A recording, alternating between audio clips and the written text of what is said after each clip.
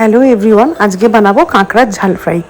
এই বৃষ্টির ওয়েদারে এটা কিন্তু বেশ ভালো লাগে।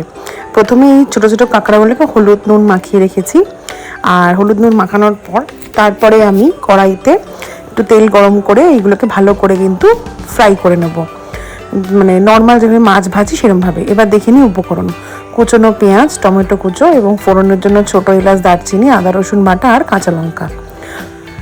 এবার যে কড়াইতে ভেজেছিলাম সেই কড়াইতেই ফোড়নটা দিয়ে দিলাম। ফোড়ন দিয়ে তাতে পেঁয়াজ কুচি দিয়ে দিলাম। পেঁয়াজ কুচি দিয়ে আমি তাতে টমেটো কুচিটাও কিন্তু আমি অ্যাড করে দেবো। দিয়ে এবার ভালো করে আমি একটু নাড়াচাড়া করে নেব। নাড়াচাড়া করবো ততক্ষণ না এটা একটু মজে যাচ্ছে। তারপর তার মধ্যে একটু সামান্য নুন দেব। নুন দিয়ে তাকে আরেকবার ভালো করে নাড়িয়ে নেব।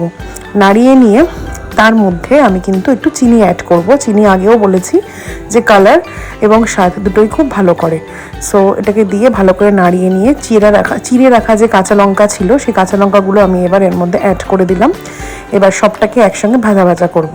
এবার আমি এতে হলুদ গুঁড়ো অ্যাড করছি এবং 2 রকম লঙ্কার গুঁড়ো অ্যাড করব, ঝাল লঙ্কার গুঁড়ো আর কাশ্মীরি লঙ্কার গুঁড়ো দিয়ে ভালো করে এবার আমি নেড়ে চেড়ে নিচ্ছি। মানে পুরোটাকে কিন্তু মশলার সঙ্গে তেল দিয়ে একবারে ভালো করে কষিয়ে নিচ্ছি। এবার আমি আদা রসুন বাটাটাও দিয়ে দেবো।